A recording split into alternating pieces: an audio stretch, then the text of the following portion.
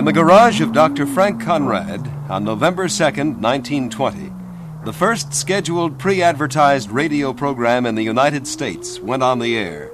Station KDKA was broadcasting returns of the presidential race on the evening of Election Day. From a humble beginning in a Pittsburgh garage to the sumptuous studios of the national radio networks in New York, Chicago, and Hollywood, these are the years we refer to as the golden age of radio. Here's the Manhattan merry-go-round that brings you the bright side of life, that whirls you in music to all the big night spots of New York town, to hear the top songs of the week sung so clearly you can understand every word and sing it yourself. Al Kemp on the air for Griffin. It's time to shine. Shine your shoes in. Tony Home Permanent presents... This is Nora Drake. The Golden Age of Radio is brought to you by Burritt Mutual Savings Bank, New Britain, Connecticut. Safety, service, and growth have been the hallmarks of Burritt's progress, all built on the premise of good customer service. This is Dick Bertel, and with me is the man with 2,000 hours of old-time radio memories on tape, Ed Corcoran. Well, Ed, our guest tonight has appeared in just about every entertainment medium there is. He was a star in radio, in television, on the stage, and in motion pictures. Yes, Dick, and some of the roles this gentleman played was Ethelbert in Casey Crime Photographer. He was Connie in Terry and the Pirates. Red Pennington in the very famous kids show, Don Winslow of the Navy. I might add that this gentleman probably the most well-liked man in all radio. And really I think perhaps one of the most familiar voices in all of radio. And of course, if our radio audience had the opportunity to see our guest, they'd recognize him immediately, having seen him on such shows as Sergeant Bilko and the Defenders and Edge of Night and many, many commercials. Without further ado, let's introduce our guest tonight, John Gibson. John, it's a pleasure to have you with us on the Golden Age.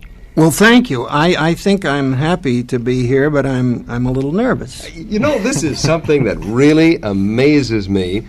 When we have the opportunity to interview people with experience such as yours, and we found this in one of our recent shows with Peg Lynch. She is frightened of a microphone. And you feel the same way? Absolutely. I don't think I'm second to anybody in volume of shows as an actor, as a freelance actor. I do believe that I have done somewhere over 10,000 radio shows, or appearances, if you want to call them, or whatever. And I am still very nervous. Because usually people assume that radio was comparatively easy, as I do, standing in a well-lighted studio with a nice script in front of you, and all you have to do is read the lines. Right. But you can say some awfully strange things by mistake, and your tongue can get twisted. As you know, there have been some classic. I begin to get the picture. John, you really began with motion pictures, the silent days of motion pictures, back on the coast in 1925, if I might throw in that date. That's right, 1925 in the silence, and they were wonderful. Mm-hmm. That was a wonderful, wonderful era. I'm afraid the whole thing is gone now, even the talkies and all as far as Hollywood goes. It isn't what it was then. Mm-hmm. It was so wonderful because you could do things wrong and they could edit it out and no sound, you know, and it was sort of a human kind of a thing. You could eat afterward, you know. That's right, that's right. You know, you played perhaps one of the most familiar characters to children of all ages that has ever appeared on the motion picture screen, and people don't realize this. And to really tell the story and put it into perspective, we have to go back to 1932. What was the name of that program and the character you created on radio? That was Globe Headlines, and the character was Sleepy Dolan. Mm-hmm.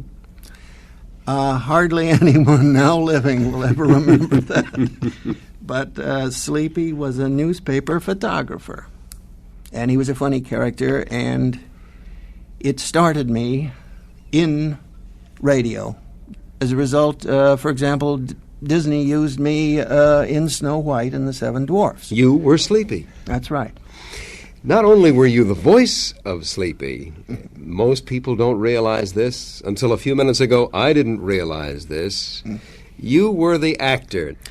Well, in my credits, I always say created the role of Sleepy, because people always think of the voice only in an animated cartoon. But I believe Snow White was the first, and as far as I know, the only ambitious effort where they photographed the actors with a movie camera. We worked in our street clothes with props, and then they drew the cartoon frame by frame from the film we had made. Mm-hmm. Mm-hmm. And they duplicated such tiny things as a bat of an eye, so that everything that showed in the cartoon had actually been performed. No wonder it's so masterful even today, some, 33 years later. That's right. Well, John, we'll get back to your career, and we'll hear an excerpt from one of the many shows in which you appeared right after this. Choosing where you will bank is for some people a matter of taste or convenience. For others, a matter of economics. Banking at Burritt Mutual Savings Bank might satisfy all of these preferences for you. Over the years, since 1889 to be exact, Burritt has always tried to be friendly and cooperative in its relationship with people. Our officers and tellers are particularly selected for these qualities. From a business standpoint, Burritt is large, strong, and successful. It is a mutual type of institution organized and operated for you, the customer. Offices are maintained at 2 locations in New Britain, at Corbin's Corner in West Hartford, and another will be open this fall on Town Line Road, Rocky Hill, to serve Weathersfield and Rocky Hill people. You are always welcome at Burritt, either as a depositor or a borrower. As the only bank in New England with Mutual in its name, we have to live up to the reputation of being the People's Bank. Burritt Mutual Savings Bank, member FDIC. Well, Ed, before we talk more to John Gibson about his career, let's hear John Gibson, the actor. Yes, Dick, I selected a wide variety of roles that John played in because he's a man of many voices and many characterizations. And the first one, he plays a Brooklyn cab driver in a very familiar show, Nick Carter, the Master Detective.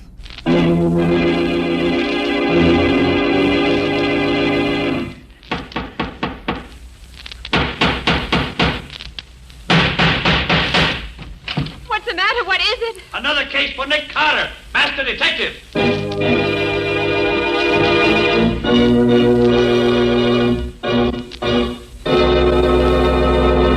Yes, it's another case for that most famous of all manhunters, the detective whose ability at solving crime is unequaled in the case of detective fiction. Nick Carter, Master Detective. Tonight's curious adventure: The Corpse in the Cab, or Nick Carter and the Mystery of the Murder in the Park.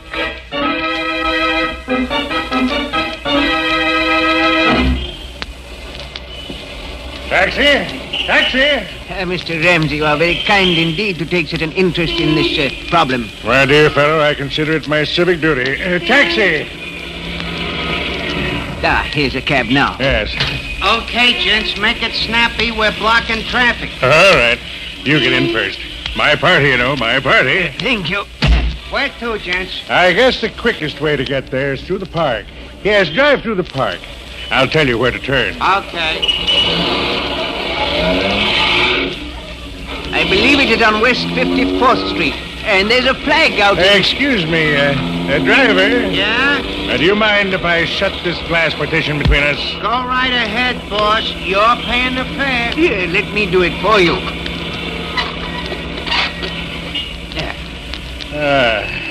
Well, that's better. Nice winter evening, stars twinkling. Ought to pick us up for the grim business ahead. Lucky thing I ran into you. Yes, lucky thing.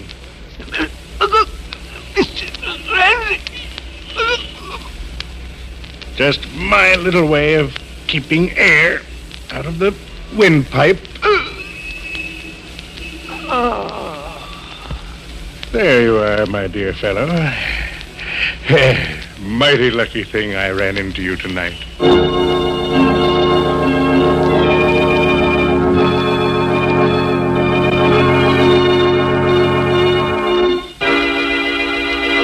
You gotta help me, Nick. You gotta. They'll slap me and stir. Now, take it easy, Shorty. Take it easy.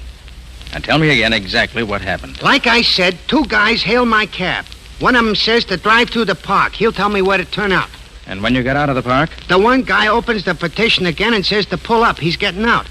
He tells me to drive the other guy to the precinct police station. And, Nick, if I hadn't looked around when I came to the intersection and seen what I seen, I'd have driven right up to the bull house with a dead body in my cab. Me, Shorty Bentano. You don't remember what the man looked like, Shorty? In the dark? I ain't got cat's eyes, Nick. Gee, what's that? You are jumpy. And just Patsy buzzing me in the talkback. Oh. Nick, in the inimitable words of Mr. Winchell, my stomach and my backbone are now a twosome. When do we eat? You'll have to order yourself a sandwich, Patsy. We got work to do. Work tonight? Mm-hmm. And, Patsy, get me police headquarters. Lieutenant Riley. Okay, Nick. You're gonna turn me in, Nick? I thought you'd help me. I am going to help you, Shorty. But the sooner the police know about the murdered man outside in your cab, the better it is for you. You're crazy, Nick. I done time. I ain't got a chance. If the cops find that stiff in my buggy, it's curtains for me. I'm getting out of here. Shorty, sit down there. Nick, they'll give me the hot seat for something I never done. No, they won't, Shorty. Not while my name's Nick Carter. Well, Shorty, you had quite a record there, didn't you? John, do you remember your first network broadcast at all? It was the first coast-to-coast broadcast I ever did, and it was with the Marx Brothers from Hollywood, the RCA studios. They broadcast from there. I think it was NBC. Now, did you do a lot of network roles from the coast, or did you move to New York? No, I did many network shows until 1939, and then I moved to New York, yes. Why did you move to New York? It would seem to me that Hollywood would be the center for actors. We had great respect for New York actors. The theory was that if you could make a go in New York, you could make it anywhere in the world. That this was the absolute top. And I was very impressed with the town. Unfortunately, I don't feel quite the same way today, but I was very impressed then. So it was an idea of moving to the big city. I was a bachelor then, and I was, it didn't matter much where I was. And so I decided to try New York. Well, we're going to hear one of your best roles.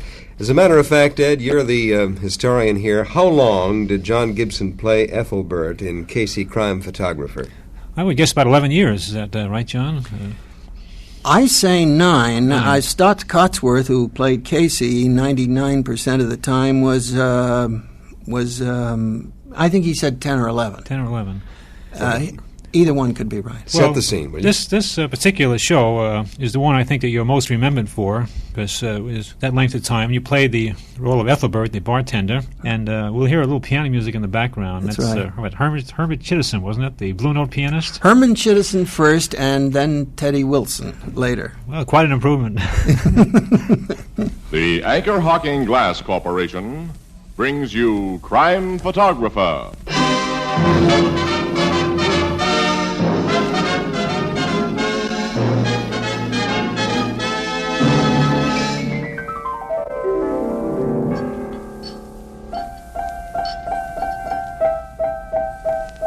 Ethelbert, what on earth's going on over there? Oh, that's Grace. I can't get her away from that piano. Tell her to let Herman play. Oh, Grace, that's enough. Thanks. Besides, this is the famous noise abatement week. Well, it may be famous, Casey, but it's not as famous as my favorite line. Anchor-Hocking is the most famous name in glass.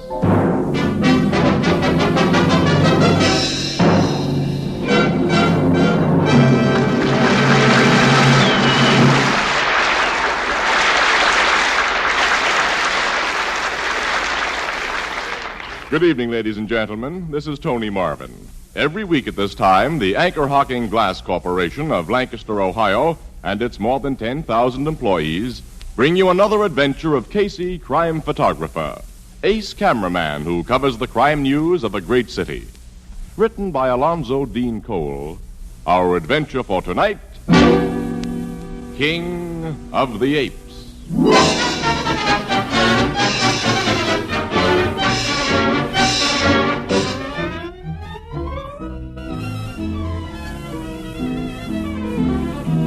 Mid-afternoon, the Blue Note Cafe.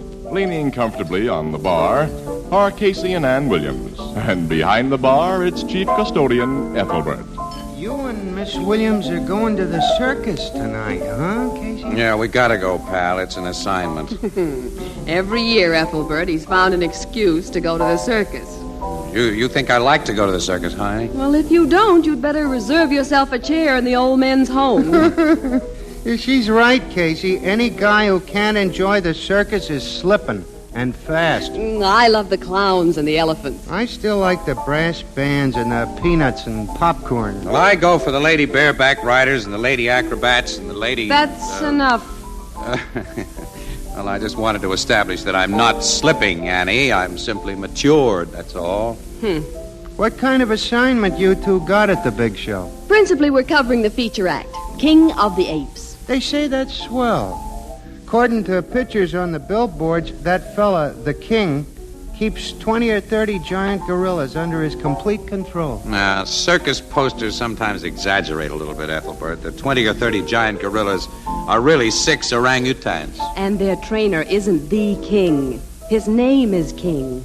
Charles King. Oh. But an orangutan is a pretty big monkey, isn't it? Big enough. A full-grown male can break a couple of Joe Lewises in two. Well, then I guess 6 orangutans are plenty for a guy to go into a cage alone with. I'd say so.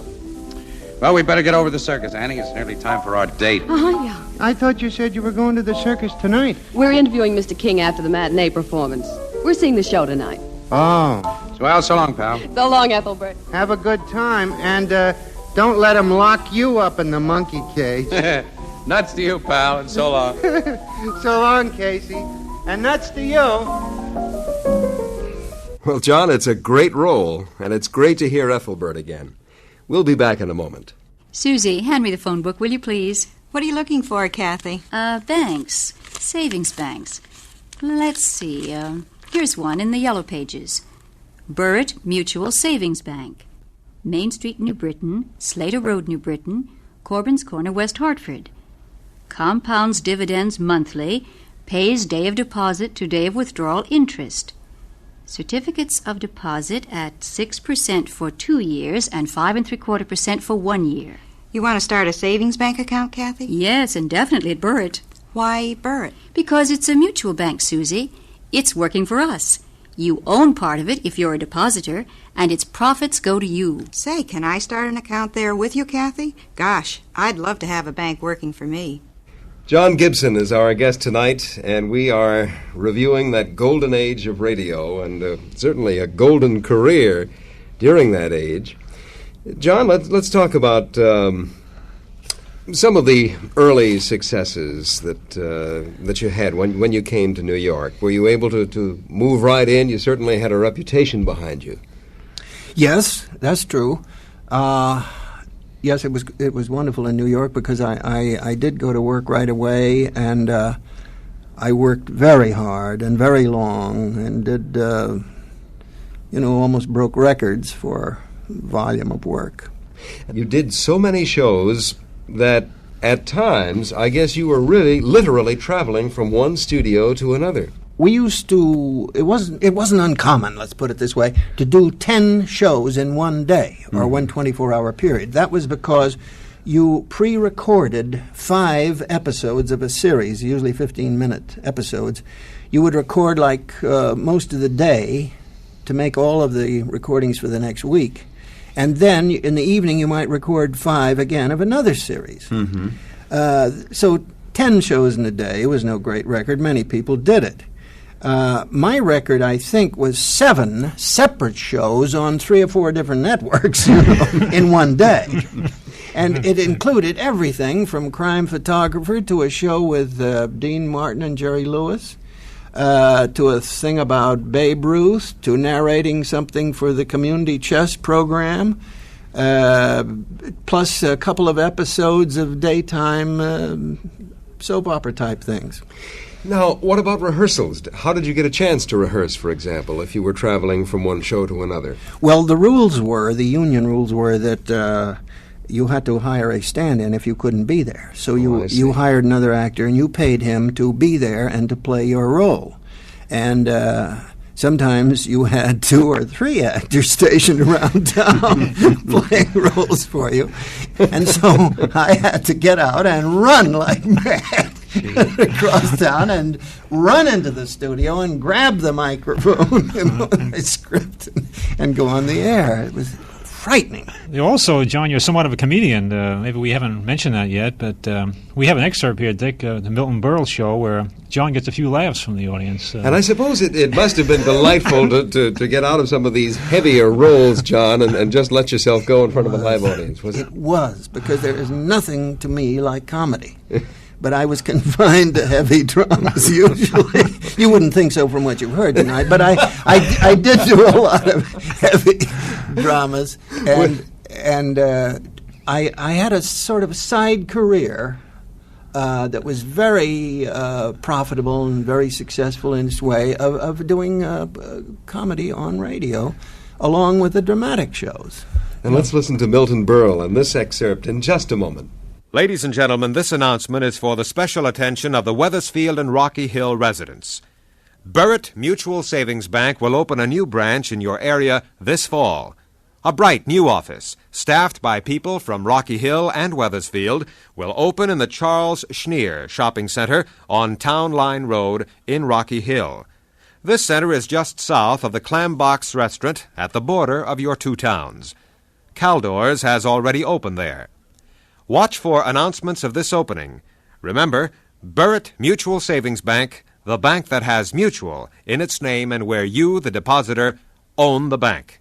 It's coming to your area, and soon. And now, for our musical guest of honor, he is none other than that great Metropolitan Opera star whose powerful, thundering bass voice has rocked opera houses all over the world. The one and only Mario Featherfield. Ladies and gentlemen, Mr. Featherfield.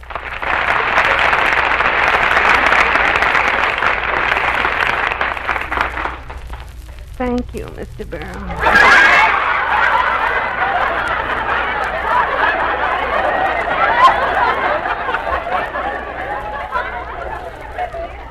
My heart brims over for this glorious opportunity to thank the many opera lovers who have seen me sing out front and rushed out and grabbed me backstage. Mr. Featherfield, I understand that when you sing at the Met, you receive more flowers than any other singer. That's true. There's only one thing wrong. What? All the flowers say, rest in peace.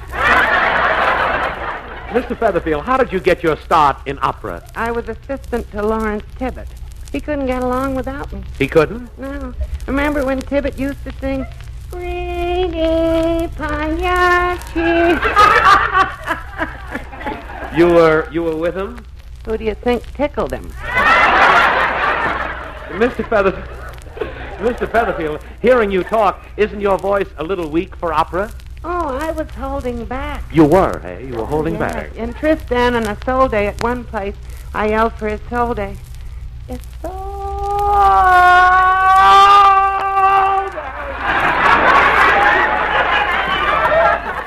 Mario Featherfield, we've heard so much about your wife. Has your wife ever appeared with you? Oh, yes. Last week we were both in the big bullfight scene in Carmen. I was the bullfighter. I see. And your wife? Mm-hmm. The bull. The bull. And what a bullfight that must have been. Ooh, huh?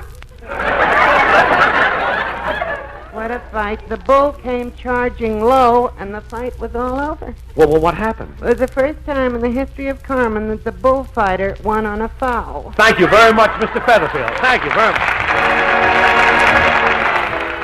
And our thanks to Milton Berle and, of course, to John Gibson for that delightful excerpt.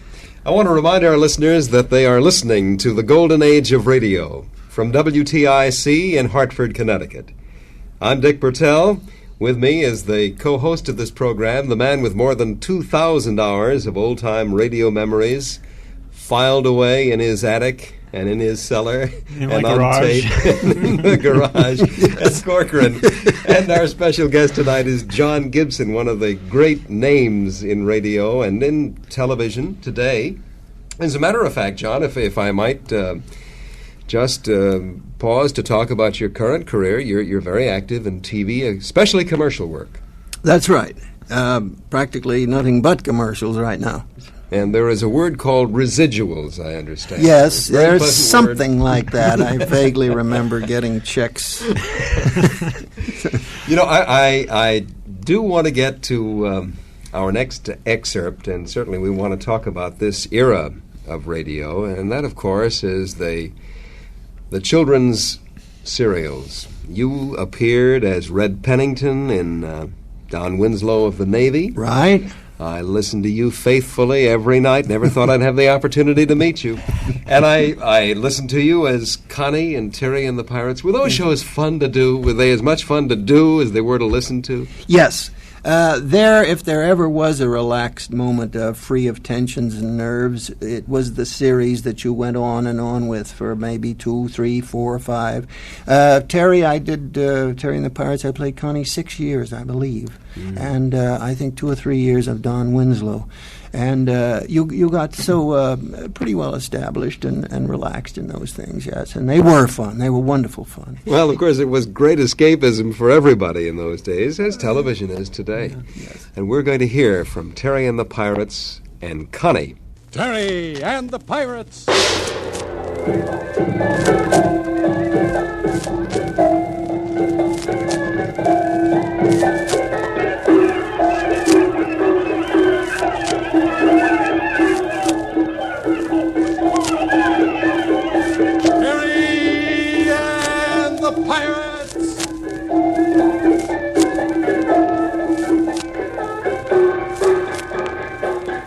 The American Broadcasting Company brings you Terry and the Pirates.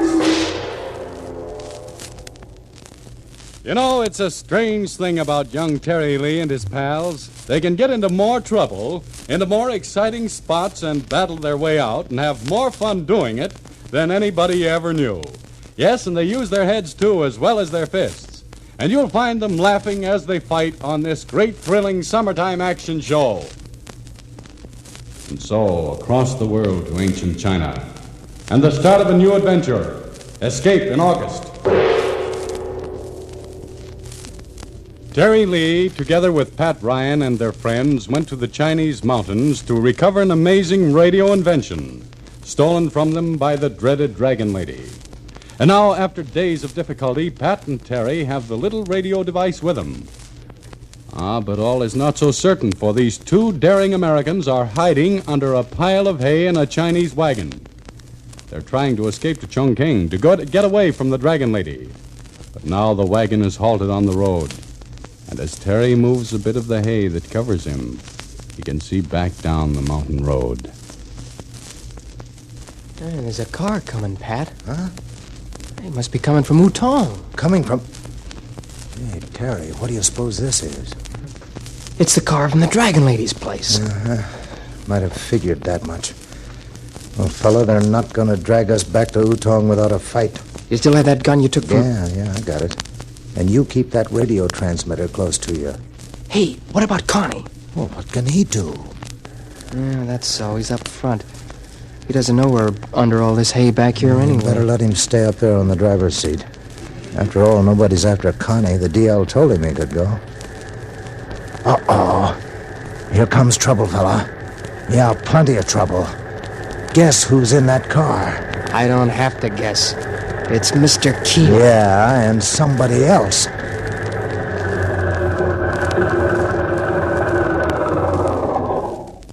Hey, you there, father. Come here. We will be for making talking with you. It's Ding Dong, the giant wrestler. Yeah, he's driving the car for Keel. You here, you boy on wagon seat. Come here. Perhaps you are speaking to Connie? You said it, friend. You said it. Is something topsy-turtle I am expecting? Yes, plenty wrong, fella. Hey, when Connie and Ding Dong get to talking together, nobody will understand anything. Shh. Maybe we can hear what they say. Right. You are lost? Perhaps we going north-south when the road is otherwise? What has happened to your friends, my friend? Oh, so sorry, Honorable Dinky. By the bones of my ancestors, I am not interested in the bones of your Aunt Hester. I am very much interested in the bones of your friends. That sounds like fun, but this was all taken very seriously, John. Oh, yes, very seriously. I think that we were discussing as that was being played, children would be able to see through a character that Yes. was trying to put it on. Put it on a a bit, heavy, yeah. yes. Yeah. Well, if you sold to children, you had to sell hard. They had to believe you, yes. And they are, I think, very clever. I think they would detect any insincerity. Of all humans, I think children would be hard to fool in anything of a dramatic nature. Well, of course, John played opposite a number of Hollywood actors, Ed, in his radio career. Yes, we were talking before we went on the air about Clark Gable, who, you talk about Hollywood, you have to talk about Clark Gable. And you did a lot of radio shows with him, and you did a couple of pictures with him. That's and, right. I wonder whether you could just give us a little, your impression of Clark Gable as a man or as an actor, since you work with him so often. Yes.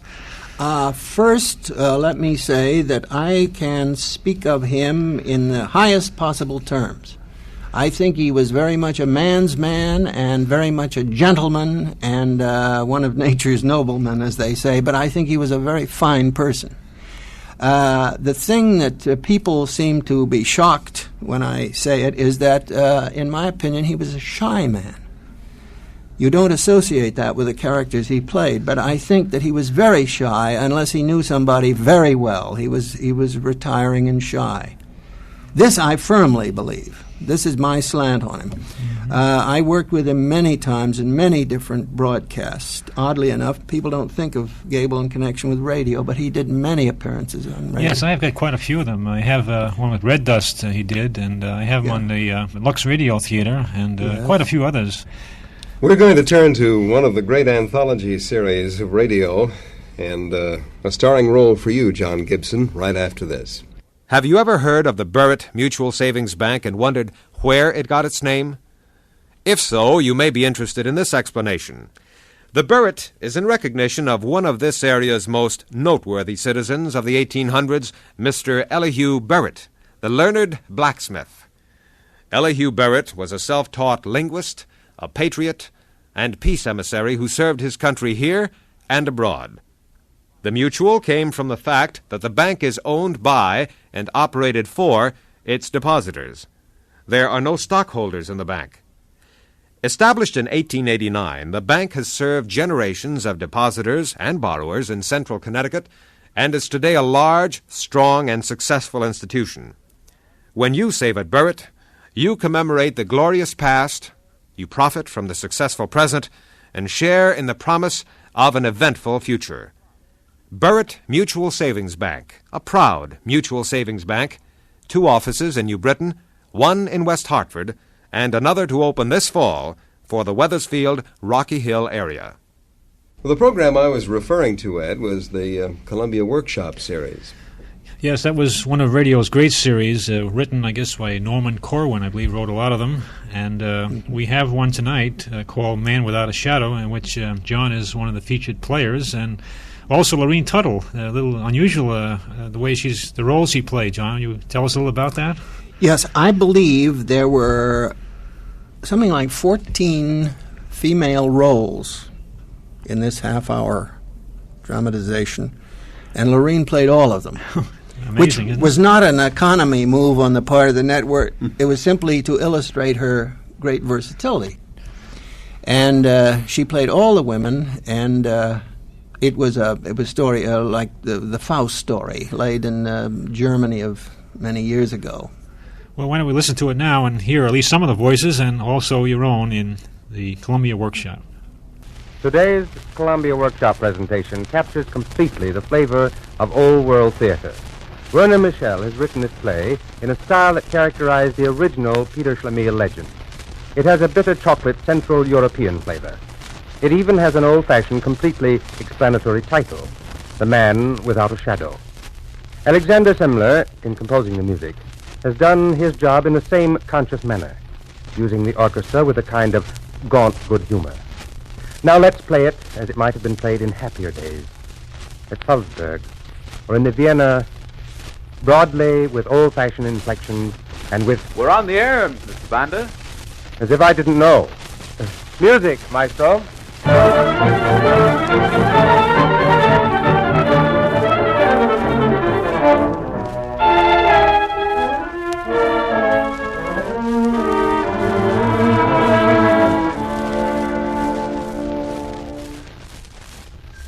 I will take it, Anna. It is the postman.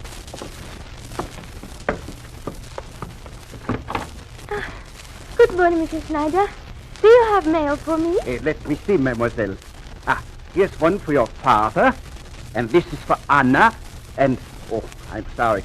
That is all for today. Oh. Maybe tomorrow. Good morning, mademoiselle. Maybe tomorrow. Why doesn't he write? He doesn't love me. I would give anything for a loving word from him. I'd sell my soul to the devil. So, you want to sell me your soul? Very well, mademoiselle. Let's talk the matter over.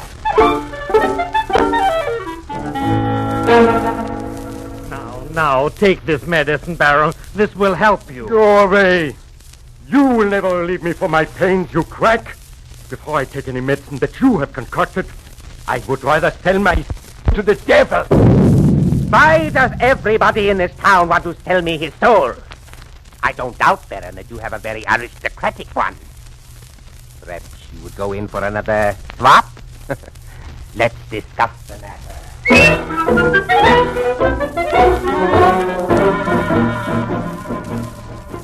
sent you to the market to sell the eggs. That is the money. I couldn't sell them, wife. You couldn't sell them. Why not? I dropped them. Oh, why am I punished with a creature like you? If I could get rid of you, I would sell my soul to the devil. Now, look, madame. I have all the sympathy in the world for you, but I won't buy any more souls. My cold storage is crammed with them, and it's a bad season for souls anyway. I'm sure you have many other things which I might like to acquire. Let's talk it over, if you don't mind.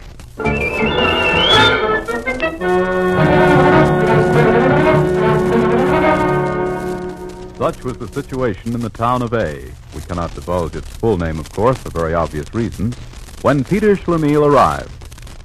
He had heard that strange things were going on there, that many people got rich overnight for quite unknown and strange reasons. Peter Schlemiel had set out from home to become rich without too much trouble, and so the town of A seemed to be just the right place for him. It was a fine, sunny morning in the year 1829 when Peter stepped from a proud sailing ship. Now he was standing in the midst of the hurly-burly of the town's busy port. Excuse me. My name is Peter Schlemiel. Could you... Don't you see I'm busy? Pardon my interrupting. My name is... What do you want, stranger? My name is Peter Schlemiel. What of it? Move on, lad. I don't need anyone. But... Pardon me, young man. I've been watching you. You seem to seek some information. Can I be of service? Oh, I'd be very obliged. Just tell me what you wish. My name is Monsieur X. Monsieur X? A peculiar name. I am sometimes referred to as the unknown quantity. I am plain Peter Schlemiel. Schlemiel with an S-C-H. And am in search of a modest inn. Come with me. I'll be happy to show you to one. How do you like our city? I've made up my mind to like it in spite of the silly tales they tell of it. I know. Pay no attention to them. It's just foreign propaganda. I guess you are right. The devil wouldn't like it here. The sun shines too brightly. Very bright, indeed. The role of Peter Schlemiel is done for us by John Gibson. John, Peter Schlemiel was supposed to be a German, wasn't he? That's right, which made it rather a problem for me because I didn't have a German dialect in my collection. You didn't one, no. And the closest I could get was I have a Danish stepfather who still has a Danish accent, and what I had was a kind of a polite Danish, I hope, accent. Well, you did very well. We're going to talk about the anthology series in just a moment. There is something solid and true about things that have survived the years. Music, drama, art, as personified by tonight's presentation, are manifestations of this. Another is a tried and true institution such as the Burritt Mutual Savings Bank, which since 1889 has existed through good times and bad, war and peace, yet continues to grow and prosper with the years. Safety, service, and growth have been the hallmarks of Burritt's progress, all built on the premise of good customer service. You can save at Burritt with confidence, with pride. Why not start your account today? Offices at Corbin's Corner, West Hartford, 267 Main Street, New Britain, Slater Road, New Britain. Deposits insured to $20,000 by Federal Deposit Insurance Corporation. Well, anthology refers to the type of show that was different every week, like your Lux Radio Theater and your Theater Guild on the Airs. And I think you mentioned that some of the finest roles you played were in series of this nature. Is that right, John? That's right. Mm-hmm. Do you recall in the U.S. Steel some of the better plays or better moments you had on the air in that particular series? The play Tommy, for example, and Eugene O'Neill... Our Wilderness or Strangers? Our Wilderness, of course. Yes. I'm stupid. Yes. Some of those were such wonderful plays, and we had wonderful casts. We worked with wonderful people. And we had such a thrill playing these in a big theater with an audience. Yeah, it was really a lavish production. You have a full orchestra, you have Yes. a live audience, and you'd have all top names playing. There was always 3 or 4 leading roles, either Broadway or Hollywood actors. How long would you rehearse for a show like that? Well, as I recall, we would take several days. I remember the original Lux Radio Theater, before acting became unionized, took a whole week to prepare an hour broadcast. And I think it was somewhat similar with the U.S. Steel Hour. I would imagine. Yeah, they were very well done. Well, we're going to move up to the 1950s for our final excerpt tonight. And this was really the beginning of the end for radio as we knew it, John. Did you recognize that early? Oh, yes. Yes. For example, I remember going out to Chicago to record a show with Jimmy Durante and Don Amici when they happened to be in Chicago and, close enough so that I could go out by train and spend the night and then come back the next night. Mm-hmm. And coming through Pennsylvania at this time, I noticed these houses all with the television antennas everywhere you looked. And I suddenly realized I better get out of radio. Because here it is, even out here like Johnstown and places like that, the houses way down the valley had tall antennas and the ones up high had short ones, but they were everywhere. And all of a sudden, radio was slackening up, and whether you liked television or not, you had to get into it if you wanted to keep on working. And of course, you got into it really in the early stages. I think it was 1945. Now, you are a pioneer because you are celebrating your 25th anniversary with a medium which we all still consider to be young, brand new almost, in effect. We put Crime Photographer on at CBS when I don't think more than 20 people saw it. But we worked as hard as if it had been for an audience of 100 million. Mm. And it was a half-hour telecast done very legitimately. And it was in 1945, and that was my first. One of the executives at CBS called me back, and a few days later, and he said, "We've decided we'd like to do a series of this on television." And I said, "Well, good, let me know when it's on. I'd like to watch it." And that was my attitude. I hated it. We're going to play an excerpt from one of the great shows of the 50s in which you appeared, John. Perhaps one of the funniest programs of the Magnificent Montague. Wouldn't you agree, John? Oh, yes. I think it was quite a classic. Probably not as well known as some, but one of the great radio shows. Now, who starred in that one, Ed? Well, it's Monty Woolley. That's right. Well, now, in this particular excerpt, what role does John play? Well, he plays the part of a producer, I believe, or a director. And again, this shows John is really a great comedian as well as a great actor because he gets a lot of belly laughs in this particular excerpt.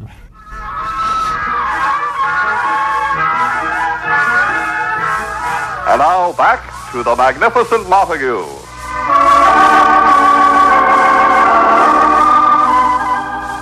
He is just finishing his Uncle Goodhart broadcast. Listen. And so, Ronald, here you are again, visiting Uncle Goodhart in his little cottage on the sunny side of the lane, with the police hot on your trail. Now you want Uncle Goodhart to hide a car in his garage. Ronald, where is your memory? You have 7 of them in there already. I understand, Ronald, everybody likes an automobile. But you, Ronald, you like everybody's automobile. Now, Ronald, you ask too much of old Uncle Goodhart. You want me to make a decision for you. Should you join the auto club? This is a question you must ask your own heart, Ronald. But no matter what you decide, Ronald, remember, as you ride out on the highway with the sound of sirens behind you, always keep your head high into the sun and light.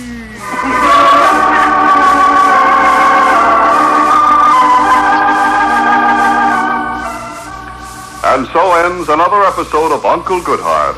Until he meets you again in his little cottage on the sunny side of the lane, here is Uncle Goodhart with his thought for today. Dear housewives, I was going to read a spring poem to you sent in by Mrs. Ophelia Zett of Mineola, Long Island. It's called Fertilizer, the workhorse of the Goths. But housewives, as you know, before we can plant our little gardens, we must get rid of the weeds. There is a weed in our city by the name of Big Ed McClune. Mr. Montague! We must weed out Big Ed McClune. He and his gambling empire must be pulled out by the roots. Mr. Montague, please! Down with Big Ed McClune. The opinions expressed by Uncle Goodhart are entirely his own and do not reflect the attitude toward Mr. McClune of anybody around here. Honest. Let me up that microphone. Down with McClune! Music!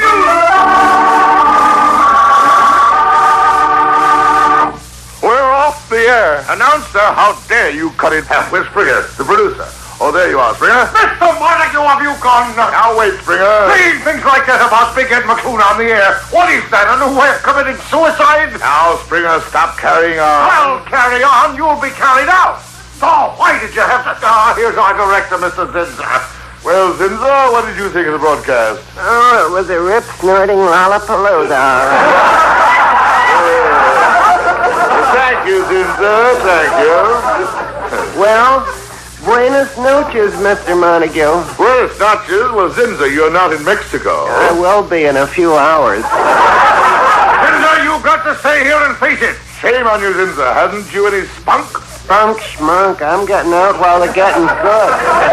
Zinzer, come back! Oh, that's the kind of man you are, Mr. Zinzer. You turn and run the minute it looks as if there's going to be a fight.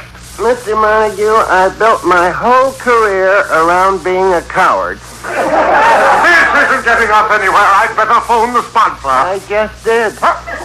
What'd he say? Buenas noches. No,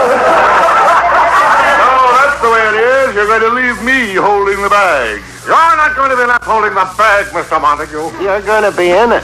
What's the matter with you two? Haven't you any good red American blood in you? Sure we have. We just don't like it to get splashed around. Mr. Montague, come into my office. You'll have to write a retraction. A retraction? Never. Springer, if you think I will take back what I said about that monster... Oh, my phone. Hello? What? Right away. Come on, Zinzer. What is it? They want us in the executive office. Goodbye, radio. Here's where I go back to selling hot chestnuts.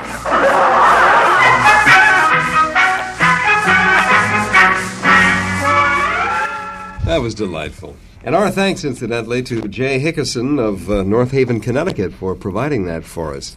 John, do you remember that role? Yes, that I do remember very well. This is your life. It was a classic, I think. Due to Nat Hiken, incidentally, who created it. Did he actually write some of the scripts, too? Oh, yes. He did? Yes. 'Cause it is a cut above the humor of that era, no question about it. He was a genius. Kathy, where are you going so fast? To the bank, Richard. I've got to put this money away before I spend it. Where do you bank, Kathy? Where everybody banks, silly, at Burritt Mutual Savings Bank. At what Mutual Savings Bank? Burritt Mutual Savings Bank. I use their convenient Corbin's Corner office in West Hartford, but they also have 2 offices in New Britain. Well, why the Burritt, Kathy? It's one bank where I can get 6% for 2-year certificates and 5 3/4% for 1-year certificates. My money really earns there. How about their 90-day accounts, Kathy? Oh, they have them, Richard, at 5 1/4% compounded monthly. Why do they have Mutual in their name? Because they're owned by their depositors, Richard, and the profits go to them in the form of dividends.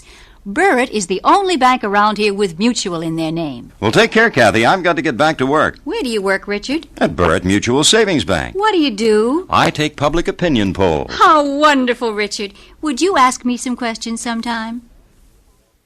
John, looking back over that part of your career, and it's only really a part because you're still active very much so today in television, what are your thoughts about the golden age of radio? Well, the funny part of radio is you often performed many colorful roles in many colorful scripts, but in a plain, drab studio.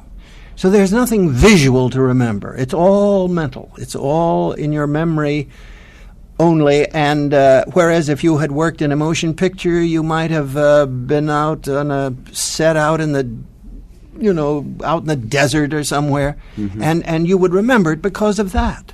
But year after year, as you worked in radio, it was so wonderful. All you did was wear a decent suit and carry a pencil with you. And you came in and marked your script and went to work, and then you went home. And people didn't know you, which was rather pleasant. You could go anywhere, and you weren't recognized. If you're shy at all, and I think maybe I am a little bit, it's kind of nice. Well, John, I want to thank you so much for being our guest tonight here on the Golden Age of Radio. John Gibson, well-known radio actor, today known, I'm sure, by all of you in television and in motion pictures. And, of course, my thanks to our co-host, Ed Corcoran, for providing us with just a few minutes of his more than 2,000 hours of old-time memories on tape. Ed, we have a great show lined up for next month.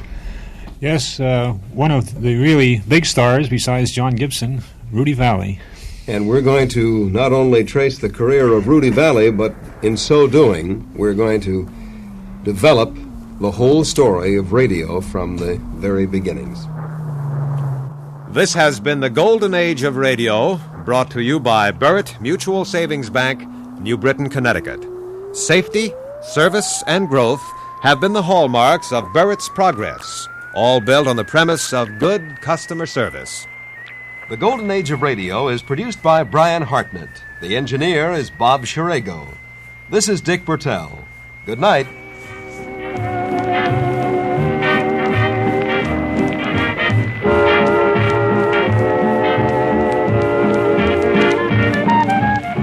Camel Cigarettes present Benny Goodman's Swing School, the Tuesday evening rally of everybody everywhere who gets a lift from the new pulsating music of youth, swing. The Lux Radio Theater brings you Rita Hayworth and Charles Corbin in This Love of Ours. Ladies and gentlemen, your producer, Mr. The makers of Instant Chase and Sanborn Coffee present the Charlie McCarthy Show.